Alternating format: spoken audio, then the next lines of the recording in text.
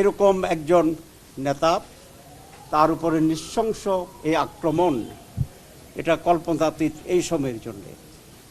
আগেও অনেকবার তার উপরে হামলা হয়েছে, বিরোধী শক্তির হামলা করেছে, আমাদের সাথীদের পক্ষ থেকে কোনো কোনো জায়গায় তার উপর আক্রমণ করা হয়েছে। এই ঘটনা পিছনে কোনো দুরভিসন্ধি আছে কিনা এটা অবশ্যই খতিয়ে দেখতে হবে। সরকার, আমি আশা করি, এটা উদ্ঘাটন করবেন।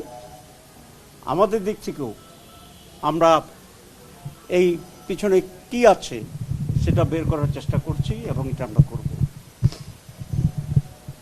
আমরা পুলিশের যে ভূমিকা দেখলাম এবং আরও অন্যান্য আইন প্রয়োগকারী সদস্যদের যে ভূমিকা দেখলাম, এটা আগের অত্যাচারের কথাই আমাদের স্মরণ করি এবং তাদের দলের পক্ষ থেকে যে দাবিটা তুলেছে ইতিমধ্যে, যে আওয়ামী লীগ তার সহযোগীকে নিষিদ্ধ করা, আমরা তাদের সাথে সহমত পোষণ করি।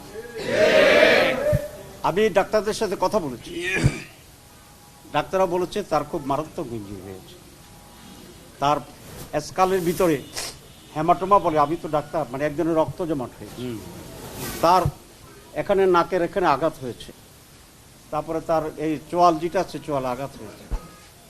পুলিশ লাঠিপেটা করতে পারে, হঠাৎ না চিনে একটা বাড়ি পড়তে পারে, কিন্তু যেভাবে রক্তাক্ত করেছে বোঝা গেল তাকে চিনেই করেছে এবং তাকে টার্গেট করেই করেছে। এবং পূর্ব থেকেই এই ধরনের যদি পরিকল্পনা না থাকতো, তাহলে হঠাৎ করে একটি দল যারা এই দেশে নাই, বিতাড়িত এবং তাদের সহযোগী যারা ঘর থেকে বেরোতে পারে না, তারা হঠাৎ করে কিভাবে এত বড় আক্রমণ করতে পারে? তাহলে আগে প্রস্তুতি ছিল এবং ষড়যন্ত্র ছিল, পরিকল্পিত ছিল এবং এর পিছনে শিক্ষার আরও আছে কিনা, অন্য কোনো উদ্দেশ্য আছে কিনা, সেই বিষয়টিও সরকারের দেখতে হবে এবং আমরা এই ব্যাপারে সজাগ থাকবো ইনশাআল্লাহ।